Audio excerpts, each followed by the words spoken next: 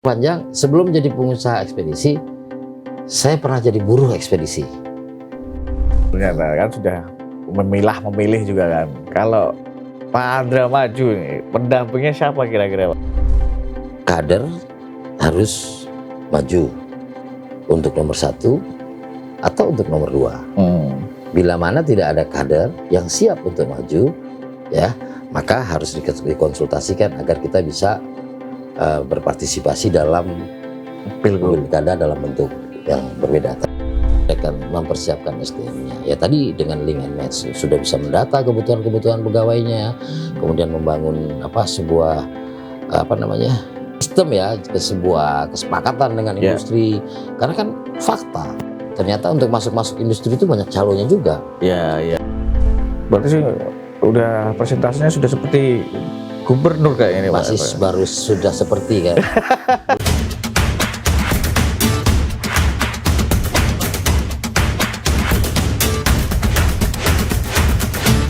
Assalamualaikum warahmatullahi wabarakatuh, Tribuners.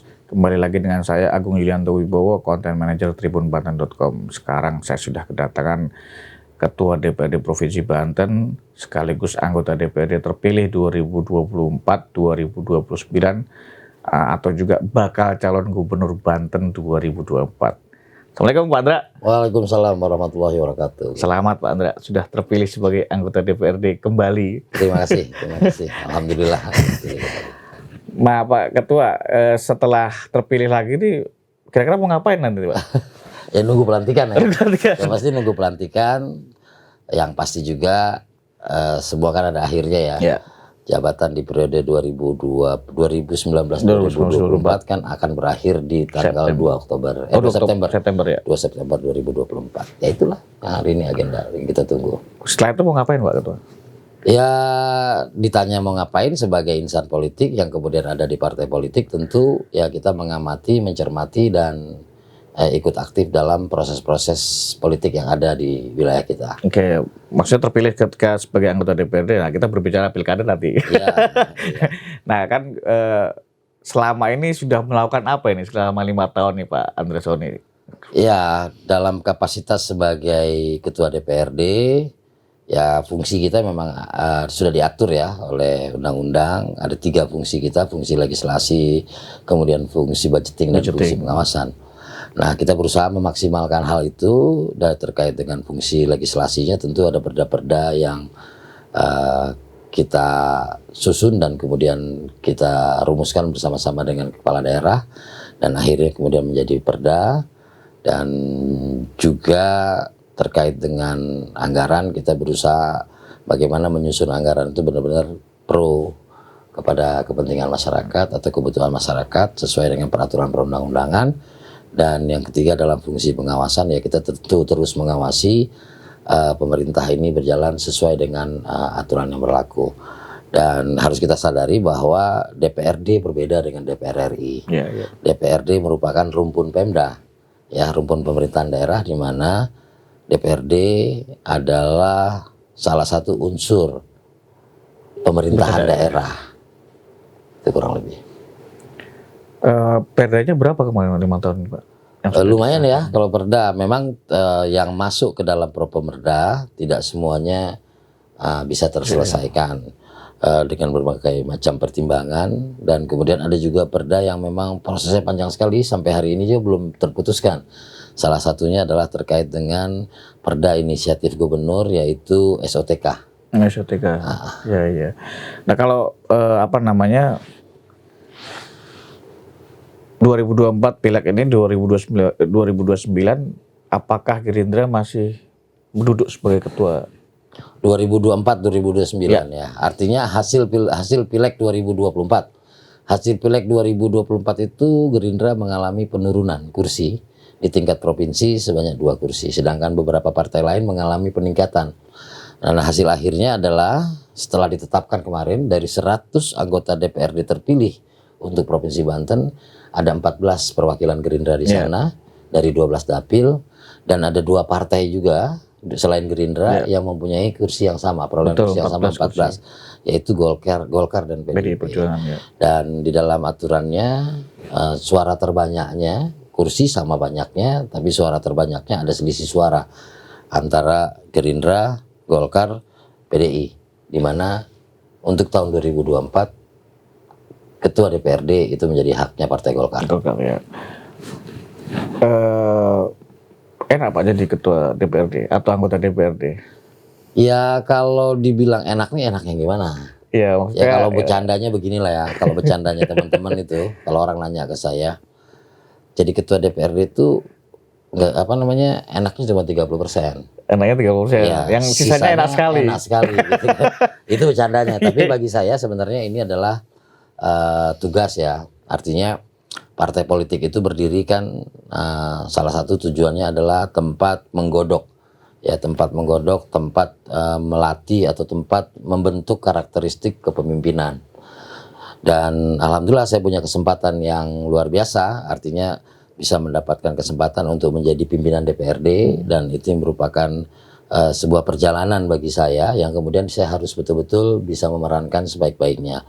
Nah, bagaimana saya mencoba memerankannya adalah bagaimana saya bisa lebih maksimal untuk mendengarkan masukan-masukan dan kemudian juga dalam mengawal kebijakan dan kemudian juga mengawal lembaga, saya mencoba untuk banyak mendengarkan gitu. Jadi kalau ditanya enak apa enggak gitu kan, ya saya merasa enak aja, saya bisa mempunyai pengalaman yang luar biasa yang belum tentu didapat oleh Orang lain. caleg apa namanya anggota DPRD yang lain. Enak sekali ya, Pak. Ya gitulah. Nah, kalau sudah 2 periode Pak ya? Saya periode 2009 2014 2019 2024. sorry 2014 2019 Oh, 3. 2019 2024 dan ini mau masuk periode ketiga. Iya, iya. Kalau 5 tahun ke depan jadi anggota DPRD lagi itu kira-kira tadi ya, ada yang memang belum terselesaikan atau kira-kira apa yang kurangnya lagi?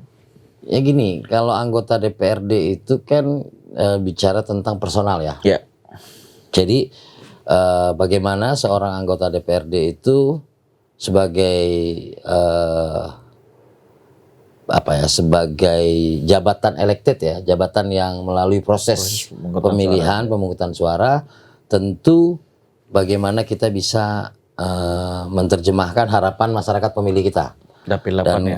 Dan saya ada di Dapil 8 dan alhamdulillahnya di 2 kali kontestasi setelah saya terpilih, artinya kontestasi ketiga, apa yang dipercayakan oleh masyarakat kepada saya sebelumnya yang kemudian saya jalankan itu direspon dengan tetap memilih saya.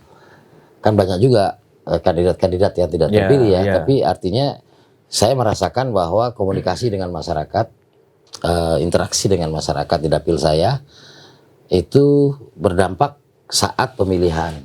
Jadi saya mengalami kenaikan suara itu sejak pertama kali mencalonkan diri, naik untuk yang kedua, dan yang ketiga juga saya naik. Jadi saya tidak berani menyimpulkan karena saya khawatir saya salah, tapi saya bisa mungkin ya saya bisa menyampaikan bahwa ini mungkin karena komunikasi saya di level dapil daerah pemilihan. Saya kan di 5 kecamatan. Iya. Dapil saya 5 kecamatan. Tapi apa hanya komunikasi Pak Ketua? Ya komunikasi itu kan panjang ya. Komunikasi itu kan artinya aja kan dalam. Iya. Ya komunikasi. Gitu ya. Ya kan? Jadi bukan hanya sekedar ngobrol aja. Jadi memang ada juga yang kita bawa. Apa yang kita bawa program. Iya. Kemudian ada juga yang kita bawa dari masyarakat. Apa yang kita bawa dari masyarakat? Ya masukan. Iya. Ya kemudian tugas kita adalah bagaimana apa yang disampaikan oleh masyarakat kita respon. Contoh harapan masyarakat supaya proses masuk rumah sakit itu tidak dipersulit. Ya sudah punya BPJS, sederhana memang permintaan mereka, ya kan. Tapi kita temuin langsung. Bahkan ya kita harus datang ke rumah sakit, ya kan, untuk melakukan upaya-upaya advokasi atas hak masyarakat. Karena memang di dapil saya ya, di dapil saya ini kan banyak rumah sakit. Ya, termasuk kota yang banyak rumah sakit, baik swasta ya, banyak, tapi ada rumah sakit negeri. Tapi kan Kota Tangerang ini kan pelayanan kesehatan kepada masyarakatnya dulu kan pernah ada yang namanya zaman Pak Wahidin Halim itu ada namanya MG Multiguna. Tapi kan kebijakan pemerintah pusat hari ini kan seluruhnya harus pakai BPJS. Nah dengan BPJS ini masyarakat kadang-kadang saat masuk ke rumah sakit itu terlalu lama di IGD. Ya, Nah itu mereka keluhkan. Nah kapasitasnya mungkin Pak. ya pada akhirnya saat kita coba berkomunikasi bisa masuk. Nah maksud saya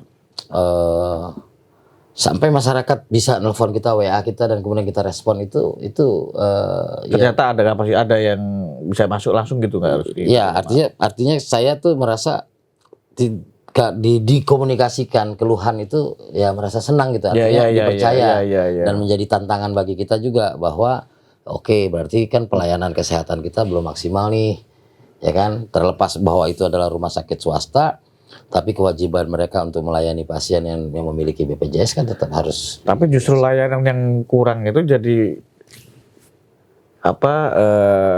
tadi Pak Andra bisa membantu kan? Satu di antaranya kan itu kan. Gini, sampai urusan begitu, ya, sampai urusan begitu langsung hubungin konstituen tuh menghubungi kita. Ya. Artinya saya tidak pakai perantara, langsung. Ya, mereka punya nomor saya, ya kan. Bahkan ya kalau konstituen ya kan saya ada tandanya kalau itu konstituen. Pertama kalimat-kalimat pembukanya kan jelas. Mereka ini ada juga yang bukan konstituen saya, tapi dalam kapasitas ketua DPRD ya saya harus bisa bahwa nomor saya adalah milik publik kan gitu. Iya. Oke, berarti sudah dibocorkan strategi tadi, bisa menang lagi terus suaranya nambah terus kan? Ya kalau bisa menang lagi mungkin kaitan dengan pileg itu garis tangan kali ya. Ya garis tangan saya. Ya saya terpilih kembali. Kalau itu udah selesai Pak Ketua. Ya kalau urusan pileknya ya. Nah Pak Ketua, kita ngobrol soal PJ nih Pak Ketua. PJ Gubernur Banten kan akan selesai tanggal 12 Mei 2024 untuk yang kedua kalinya kan. Betul. Ya kan. Kemarin beberapa hari yang lalu kan Pak Ketua sudah bilang bahwa DPRD mengajukan hanya satu nama untuk PJ Gubernur Banten, yaitu Pak Al-Muktabar. Itu bisa ceritakan kenapa satu nama Pak Ketua? Iya, jadi gini, 1 bulan sebelum berakhirnya masa jabatan seorang PJ Gubernur, ya berdasarkan pengalaman untuk periode 2023, itu kita mendapatkan surat dari Kemendagri. Untuk mengajukan 3 nama. Dapat mengajukan 3 nama melalui ketua DPRD. Artinya melalui DPRD lah, ketua DPRD kan simbol. Nah, kami mendapatkan surat untuk periode ini itu di tanggal 25 Maret 2024. Dan kemudian tanggal 28 kami mendapatkan surat susulan. Nah, di mana surat pada tanggal 25 itu menyampaikan bahwa DPRD Provinsi Banten melalui ketua DPRD dapat mengusulkan sesuai dengan bla bla bla lah gitu ya. Maksimal 3 nama juga? Maksimal ya, dapat mengusulkan 3 nama ya. Terus kemudian kami melakukan konsultasi. Saya mengutus salah satu pimpinan untuk berkonsultasi ke Kemendagri, ya untuk menanyakan prosedur dan sebagainya gitu ya. Walaupun kita sudah pernah kan, kita berpikir ini harus kita konsultasikan supaya nanti kita bisa bawa ke rapat pimpinan. Nah, hasil konsultasi itu kemudian direspon dengan surat kedua. Surat keduanya ini berbunyi tentang bahwa pejabat gubernur yang telah menjalani 2 kali masa jabatan itu dapat diusulkan kembali dengan nama yang sama atau dengan nama yang berbeda. Nah, kemudian dalam Rapim kami melakukan rapat pimpinan. Rapat pimpinan itu merupakan salah satu alat kelengkapan DPRD, ya, alat kelengkapan DPRD selain komisi dan sebagainya. Nah, dalam rapat pimpinan itu ya semua memberi pandangan. Saat kita mengusulkan nama kan tentu ada referensi ya. Referensi yang harus. Nah, kita tidak punya referensi terkait dengan pejabat eselon 1 di kementerian atau di pusat yang bisa kita masukkan sebagai usulan. Sehingga dalam perjalanan kita dengan Pak Al-Muktabar ini kan interaksi kan sejak zaman dia sekda. Bahkan hari ini pun dia masih sekda. Sekarang. Jadi sekda yang ditunjuk oleh presiden sebagai sekda Provinsi Banten dilantik berdasarkan keputusan presiden. Ya kami dalam Rapim itu menganggap beliau adalah satu-satunya pejabat eselon 1 yang ada di Provinsi Banten yang dapat kita usulkan. Nah, itulah dasarnya gitu. Ya. Tapi dari sisi evaluasi perjalanan di Kinerja. bawah- betul kinerja Iya. Pak Al-Mukhtabar seperti apa Pak? Ya, sebagai sekda tentu beliau adalah jabatan ASN tertinggi ya di Iya. Provinsi Banten, membawahi demikian banyak seluruh ASN, kepala-kepala dinas ya kan, dan sekaligus sebagai pembina ya, sekaligus sebagai koordinator dan sebagainya, sehingga kami melihatnya bahwa tugas-tugas administrasinya, tugas-tugas perencanaan dan sebagainya dalam rangka membantu gubernur ya saat ada gubernur itu menurut kami berjalan. Dan kemudian kalau dari sisi prestasi memang agak susah kita mengukur bentuk prestasi dari seorang pejabat gubernur. Karena penjabat gubernur ini dia kan tidak punya target seperti gubernur definitif. Gubernur definitif dia punya RPJMD. Kalau PJ gubernur ini dia nggak punya, dia cuma punya yang namanya RPD, Rencana Pembangunan Daerah, yang baru disusun sebelum gubernur definitif yang lalu berakhir. Itu panduannya, normatif normatif. Sehingga lebih banyak menjalankan fungsi sebagai perwakilan pemerintah pusat di daerah. Itu saya melihatnya. Nah, bicara tentang prestasi-prestasi khusus, ya memang tidak ada prestasi-prestasi khusus. Karena pertama, kalau Pak WH contohnya, ya Pak WH itu kan selama menjabat kan ada stadion yang dibangun. Ya terlepas bahwa stadion itu mau prestasi atau tidak, tapi ada yang dibangun gitu kan, ada yang dibangun legacy. Kemudian ada jembatan Bogek gitu kan, jembatan Bogek yang ya mungkin sebagian orang menganggap ini sebuah kemajuan peradaban ya, di mana fungsi tidak lagi menjadi patokan tapi keindahan jadi hal yang utama gitu kan. Nah, itu juga yang di Pak WH. Kemudian ada rumah sakit yang harus kita akui bahwa ada rumah sakit 8 lantai yang hari ini merupakan RSUD Banten, kemudian ada RSUD Cilograng, ada RSUD Malimping, ada RSUD Labuan ya kan.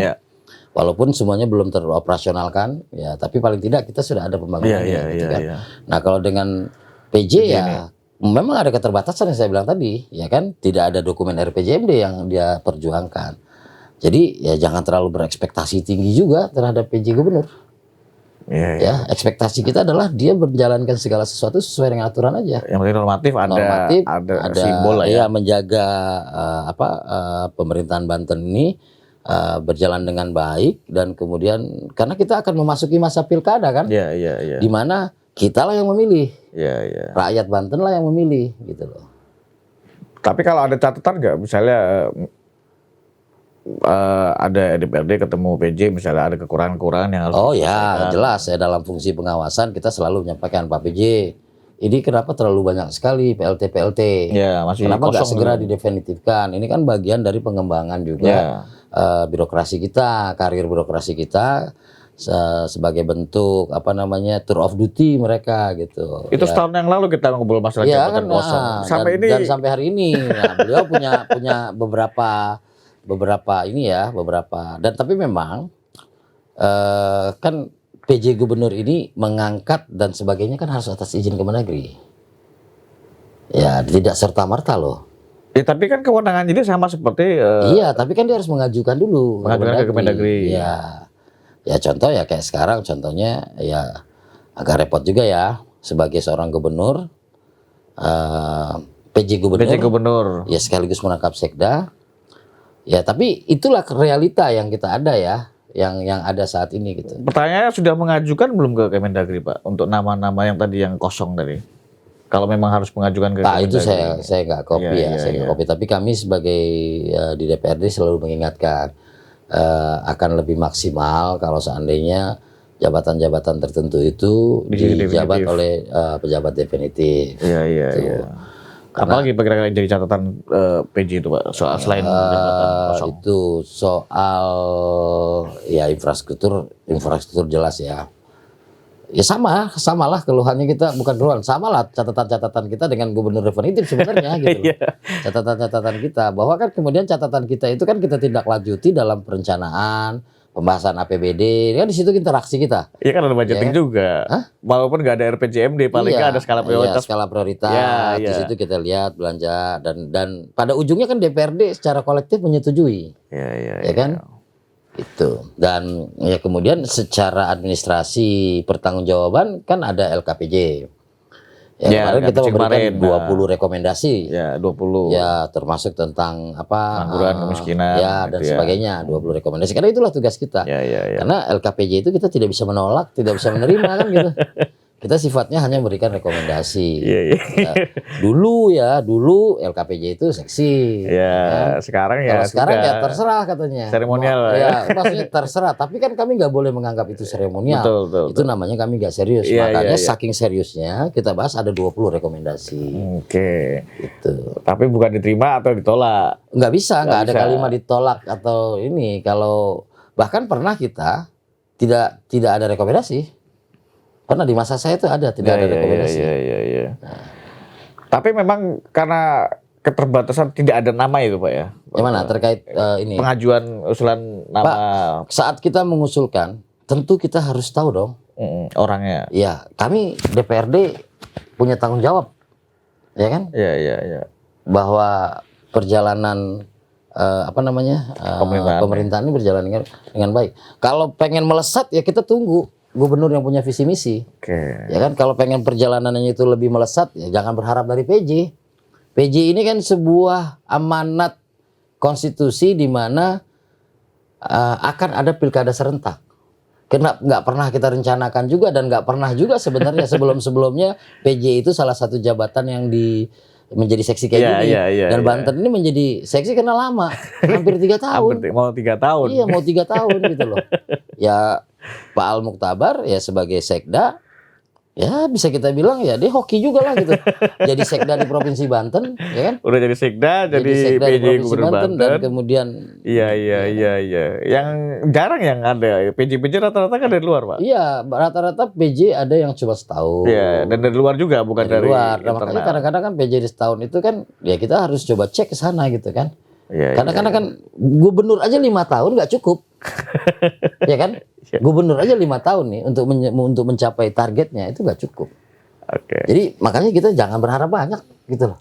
Terkait dengan PJ gubernur, siapapun orangnya, kita nggak bisa berharap. Yang kita harapkan mudah-mudahan beliau amanah, beliau menjaga pemerintahan ini dengan baik dan kemudian beliau ya bisa membina ASN-ASN kita ya supaya punya kemampuan yang akan lebih baik lagi gitu. Oke.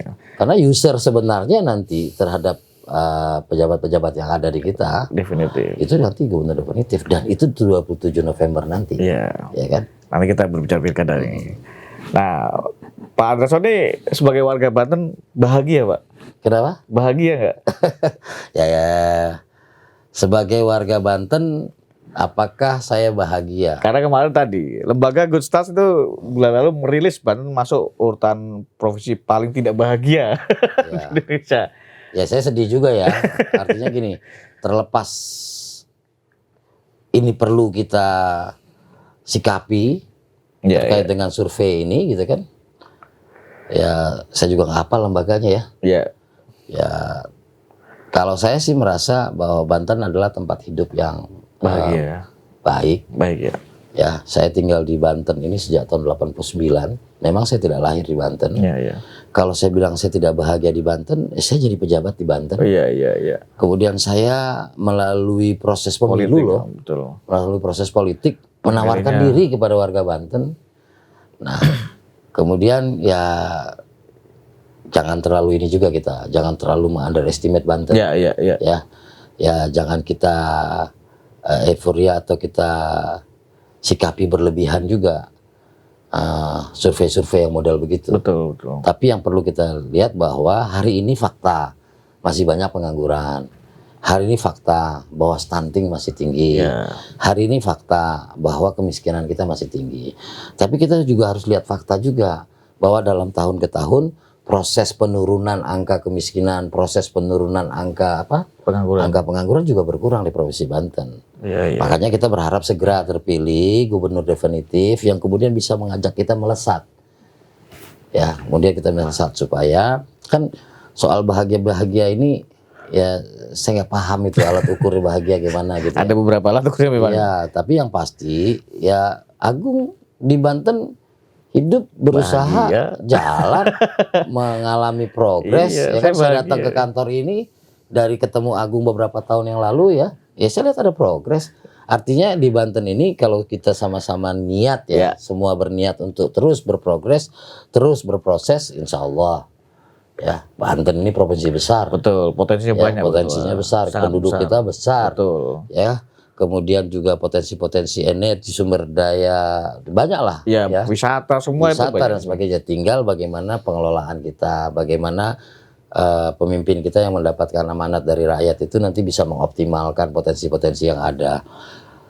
Wilayah aglomerasinya IKJ, ibu kota Jakarta, ya. Sekarang bukan jadi ibu kota nanti. Ya, oh ya, DKJ ya, DKJ daerah khusus Jakarta. Ya. Daerah khusus Jakarta itu ya kita ini bisa jadi alternatif tempat tinggal, ya kan, alternatif tempat pendidikan, betul. Alternatif tempat membangun perekonomian, alternatif tempat wisata.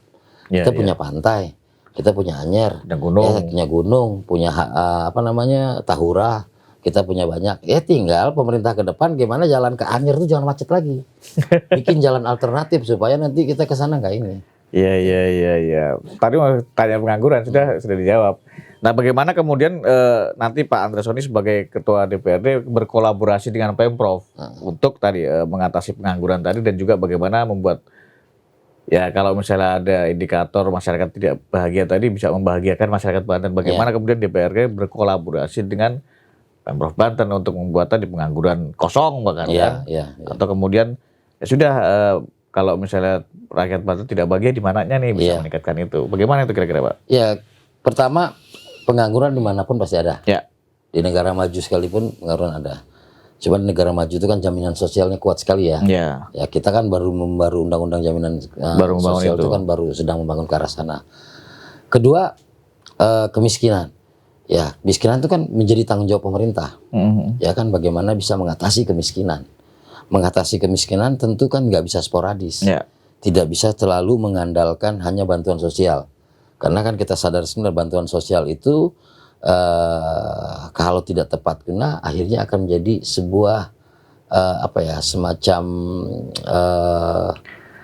membuat masyarakat kita malas ya bukan malas, maksudnya tidak maksimal lah sehingga saya berpikir bahwa ada semacam upaya-upaya signifikan kemudian sistematis ya, contoh bagaimana industri itu betul-betul bisa menyerap tenaga kerja warga Banten dan kemudian bagaimana Banten mempersiapkan diri untuk bisa dimanfaatkan tenaganya oleh industri. Makanya harus link and match. Harus link and match. Kemudian juga link and match ini penting. Contoh Cilegon pengangguran masih ada.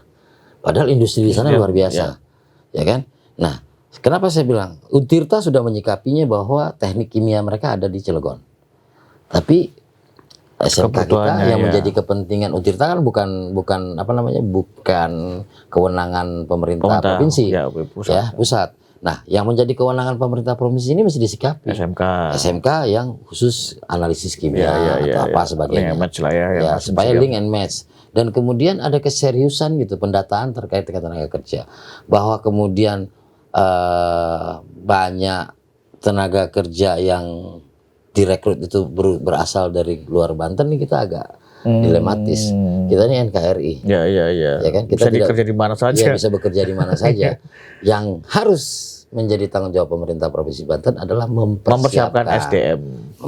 Mempersiapkan SDM-nya. Ya tadi dengan link and match sudah bisa mendata kebutuhan-kebutuhan pegawainya, kemudian membangun sebuah ke sebuah sistem ya, ke sebuah kesepakatan dengan industri. Karena kan fakta ternyata untuk masuk industri itu banyak calonnya juga. Kan itu juga fakta kan? Yang harus kita atasi gitu loh. Betul. Kurang lebih gitu.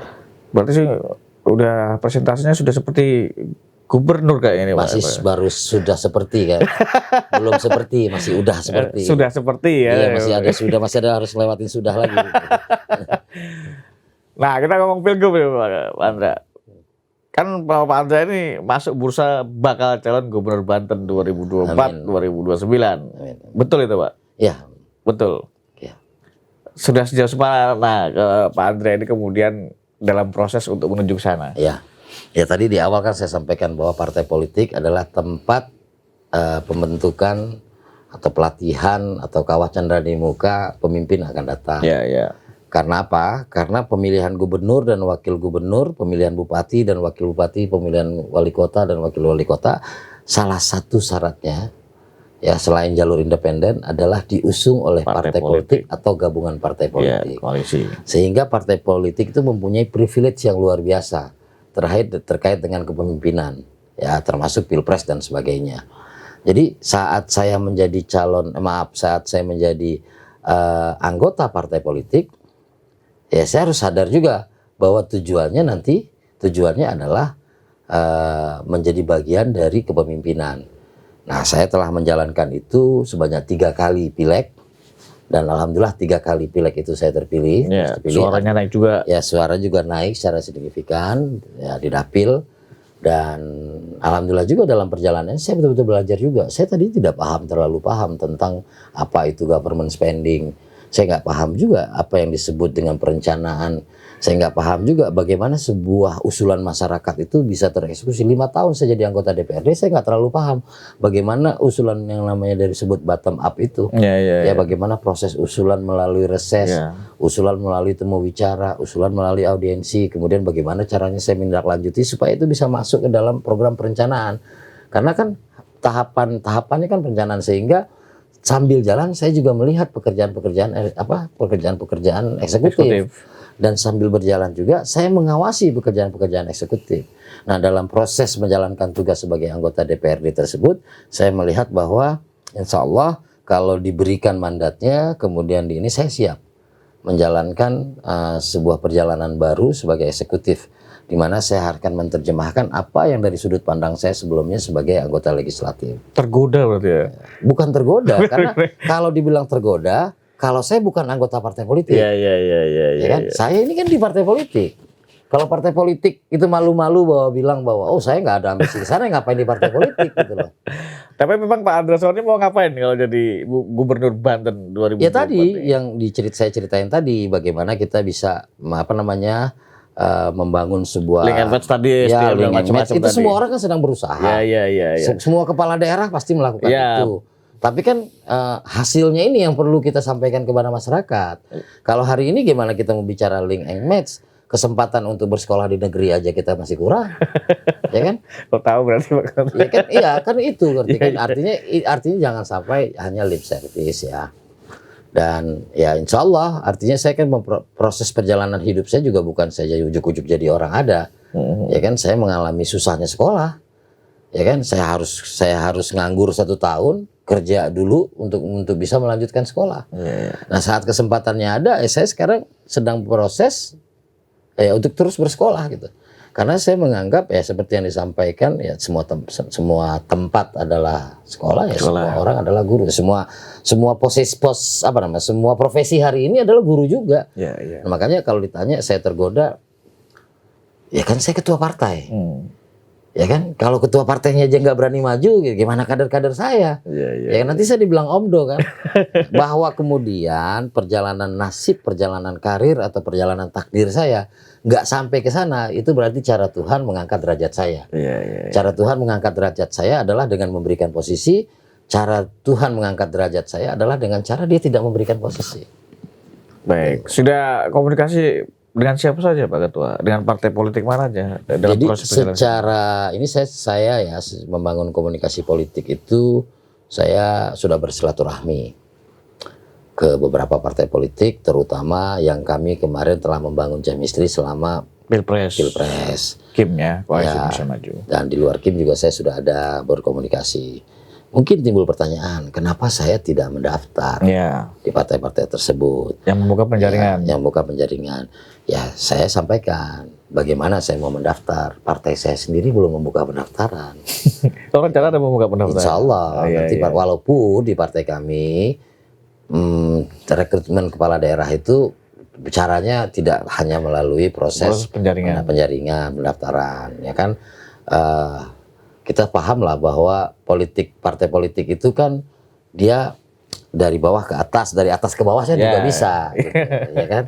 Nah, kepentingan kami oleh Partai Gerindra hari ini adalah bagaimana ke depan itu kami bisa mewarnai pemerintahan di wilayah atau di daerah yang kemudian bisa menjadi salah satu daya dorong untuk keberhasilan program-program pemerintah pusat di daerah.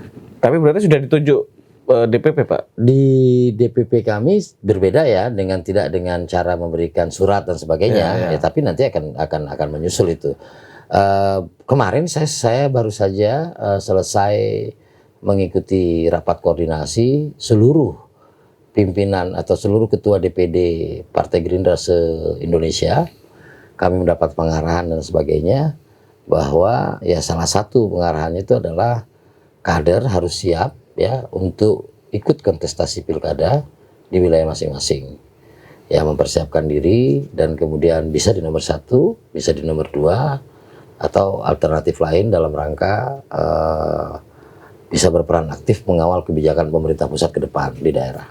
Jadi kayak saya contohnya dari Gerindra Provinsi Banten gitu ya, Gerindra Provinsi Banten sebagai ketua DPD saya sudah nyatakan siap kepada pimpinan saya di pusat bahwa saya siap untuk maju pilkada Provinsi Banten. Itulah kurang lebih. Siap mental dan direspon ya. Iya. Respon. Insya Allah ya siap lahir batin lah. Oke. Kalau sudah maju nanti kan sudah pemetaan nih Pak Andra. Siapa kira-kira lawan paling berat? Ya semua berat lah ya. Karena begini, ini kan tahun ini dasar sebagai pengusungan itu adalah 100 kursi. Ya. 100 kursi ini nggak bisa bagi rata 4 partai 25-25 kan enggak. 4 kandidat 25-25 enggak. Kenapa saya bilang begitu? Karena perolehannya kan juga enggak sama. Contoh, gabungan Gerindra dengan Golkar. Itu udah 28. Ya, kursinya. Ya, gabungan PDI dengan PKS itu 27. 20 ya kan? Minimal 20 kursi ya. Ya, gabungan Demokrat sama PAN itu 18. Ya kan? Gabungan P3 dengan PSI itu kan kalau nggak salah nanti ada 8 ya kalau nggak salah 8 fraksi ya. Karena ada yang tidak penuh satu ini. Jadi belum ada yang punya golden ticket gitu. Sehingga hari ini yang bermunculan ya termasuk saya, ya mudah-mudahan bisa terus dan mudah-mudahan di waktunya nanti juga bisa ikut berlayar. Kan bisa saja. Ya kan dari semua termasuk saya mungkin ya pada akhirnya ya harus realistis. Ya kan tidak bisa berlayar. Tapi hari ini semangatnya adalah bagaimana kita bisa maju dan kemudian nama kita ada di kertas suara. Oke. Itu targetnya. Sudah pemetaan lagi nih ternyata kan sudah memilih juga kan. Kalau Pak Andra maju nih, pendampingnya siapa kira-kira Pak? Jadi gini, DPP kami melalui ketua umum itu menyampaikan bahwa kader harus maju untuk nomor 1 atau untuk nomor 2. Bila mana tidak ada kader yang siap untuk maju, ya maka harus dikonsultasikan agar kita bisa berpartisipasi dalam pilkada dalam bentuk yang berbeda. Tapi utamanya adalah kader. Ya tidak mengharuskan kita untuk nomor 1, kita harus realistis juga, ya kan? Jangan mentang-mentang kita menang pilpres kita ngerasa bahwa hasilnya akan sama. Tapi ada sebuah kepercayaan diri gitu loh, bahwa sebagai bagian dari perwakilan pemerintah pusat di daerah untuk pilgub itu kayaknya kita ada PD-PD-nya lah gitu. Ya kalau nggak nomor 1, nomor 2 gitu kan kurang lebih gitu. Ya makanya kalau nomor 1 Pak Alessoni, kira-kira wah aku pengennya ini gitu kan. Ya kita membangun komunikasi. Kalau seandainya saya jawab saya langsung tentukan hari ini ya berarti saya tidak percaya dengan proses komunikasi. Kita lagi sambil jalan masih lama Gung. Ya masih bulan Agustus. Yep, Agustus ya 2 bulan 3 bulan lagi Pak. Lama lah itu. Lama lah. Orang kita apa kalau orang bilang tuh ya masih lama lah. Ya. Lah. Bisa ceritain nggak Pak Ketua ini bisa jadi politikus tuh bagaimana ceritanya sih? Dan dulu Pak Andreasoni itu siapa sih dulu tuh? Iya kan? Ya basicnya ya, sebelum menjadi anggota dewan, saya pengusaha ekspedisi. Saya pendek gitu ya, saya pendek. Tapi kalau saya mau perpanjang, sebelum jadi pengusaha ekspedisi, saya pernah jadi buruh ekspedisi. Kalau saya mau mundur lagi, sebelum jadi buruh ekspedisi, saya pernah jadi buruh bangunan. Itulah kurang lebih gitu. Nah, dalam proses-proses yang kemudian, saya dari kecil sebenarnya suka baca, suka dengerin orang cerita lah. Nah, dengerin cerita. Salah satunya saya suka mendengarkan tentang cerita-cerita keberhasilan orang yang bersusah payah gitu. Jadi melihat baca buku tokoh-tokoh autobiografi atau biografi dari tokoh-tokoh yang memulai sesuatu itu dari bawah. Dan itu menjadi motivasi. Nah hari ini gitu loh, saya juga ingin menjadi bagian dari yang memberikan motivasi kepada orang bahwa siapa sih Andreasoni kok sok-sokan mau maju pilgub gitu. Ya kan? Keluarga mana sih dia gitu. Punya duit berapa sih? Ya saya mau mecah itu. Ya, saya mau mecah itu. Artinya saya mau memberikan keyakinan minimal kepada kader partai saya. Ya, kalau kalian sudah memilih di partai politik, jangan anggap itu sebagai pekerjaan. Kalian harus menganggap itu sebagai pengabdian. Sehingga karena kita harus bekerja beyond expectation gitu. Jadi melampaui ekspektasi. Kalau cuma sekedar datang rapat, datang kunjungan, ya kan dan sebagainya, itu biasa banget gitu. Biasa banget gitu loh. Nggak ada value gitu. Nggak ada value-nya juga. Ngapain juga kita udah jadi pengusaha, ya kan dari susah payah, kemudian jadi anggota dewan yang beresiko. Anggota dewan ini kan beresiko, ya beresiko di apa namanya, dimusuhi publik, ya kan tingkah laku kita dinilai publik, ya kita kan nggak benar-benar juga kan semuanya, ada aja kan. Gitu. Tapi yang jelas, tadi Agung kan nanya, siapa sih Pak Andra ini kan gitu ya. Saya melihatnya bahwa saya mau bilang ke teman-teman itu, apa ya, jangan takut punya mimpi gitu, ya kan? Kalau Bung Karno, kalau saya nggak salah ya, bilang ya apa namanya katanya, bercita-citalah setinggi langit ya. Jangan takut jatuh, kalau kamu jatuh di antara bintang-bintang. Saya nggak tahu persis kalimatnya ya, tapi kurang lebih ya segala sesuatu itu mulai dari mimpi ya. Tapi jangan ngayal gitu. Karena saya sekarang dalam proses itu. Dan saya harus jalani. Karena kalau semua orang contohnya pilkada itu yang muncul cuma 1-2 nama dan itu lagi ya kita nggak punya alternatif. Ya kan? Dan kita udah bisa lihat nanti kira-kira seperti apa. Ya kalau seandainya kayak saya hari ini ya orang mungkin akan timbul keraguan. Keraguannya adalah dari sisi popularitasnya. Ya kan? Kalau dari sisi rekam jejak prestasi di eksekutif ya saya memang nggak punya. Karena belum pernah. Pengalaman, ya kan? Kalau mau ngecek Bu Airin juga, Bu Airin kan di eksekutif, di legislatif juga belum pernah. Ya Wah, kan? sudah menyebut nama ini Pak. Iya contoh, contoh. Kan kandidat hari ini yang muncul kan ada Bu Airin, ada Pak Arief, ada Pak Dimyati. Pak Dimyati lengkap. Ya, Pak Dimyati legislatif, eksekutif, bahkan legislatifnya di tingkat yang tertinggi. DPR RI. Ya kan? Kalau Pak Arief belum di legislatif, tapi dia pernah jadi wakil, yang Bu Airin belum pernah. Ya kan, jadi sebenarnya banyak hal gitu. Kalau mau lihat, tapi lagi-lagi ya salah satu kesenangan saya adalah memberikan motivasi. Ya kan, kalau tidak berani muncul, tidak berani ambil resiko dan kemudian tidak berupaya gitu kan, menunggu tiba-tiba jadi gitu kan, ya nggak bisa juga gitu kan. Dan kemudian saya ingin memberikan contoh gitu loh, bahwa nggak ada yang nggak mungkin. Pertama, sebagai orang anak petani yang sekolah saya juga prosesnya susah payah loh. Hari ini saya punya gelar Magister Administrasi Publik, prosesnya parah, panjang. Ya, bahkan saya harus memanfaatkan situasi COVID online saya kuliah untuk meneruskan S1 saya yang tersisa beberapa puluh SKS gitu. Tapi kan terjadi, akhirnya alhamdulillah gitu kan. Diraih juga. Diraih juga, dan sekarang saya sedang berusaha untuk bisa, sedang mencari promotor ya, untuk bisa melanjutkan S3 saya. Tapi ya udahlah, sambil jalan aja, mengalir aja sambil jalan. Tapi poin utamanya adalah tidak ada yang tidak mungkin, nothing is impossible. Berarti berisiko. Berarti kalau misalnya kan begitu pendaftaran Pak Andreasoni, pendaftar misalnya pilgub. Kan begitu DPRD Banten tadi baru pelantikan langsung mundur kan? Iya. Nah, Nggak ikut dilantik. nggak ikut dilantik ya? Nggak ikut. Nah, kalau proses pengunduran diri nggak ikut dilantik, ketika Pilgub nggak kepilih, DPRD nggak kepilih kan itu risiko Pak, Iya. risiko politik tadi. Resiko bukan hanya pada saya. Semua yang Semua. yang Ya di sini kan ada contoh Pak Bu Airin. Bu Airin. Bu Airin ya. itu kan terpilih DPR RI Ya loh. betul. Jadi wajar dia memperhitungkan semuanya. Ya kan, tingkat keterpilihannya, siapa wakilnya dan Iya, segala iya. macam, wajar. Karena dia mengambil resiko kan. Kemudian siapa lagi? Pak WH. Pak WH. Ya, kalau dia mencalonkan diri Pak Rano. Pak Rano Pak Karno, Rano Karno betul. kan itu. Ya Andra Soni Ya, gitu kan. ya, ya. Gembong. Pak Gembong, Ya kan? betul. Banyak teman-teman saya yang hari ini sedang menjalankan fungsi atau menjalankan tugas sebagai kader partai politik. Ya kan? Bahwa partai politik adalah tempat pelatihan. Ya masa pelatihan terus? Ya kan? Atlet juga kalau latihan kan nggak ada tandingnya. Nah, ya, kalau Pak Andrasoni sudah membaca tadi, kalau misalnya gagal di sini terus kemudian kira-kira ngapain Pak Andrasoni? Loh, kok ditanya kira-kira ngapain?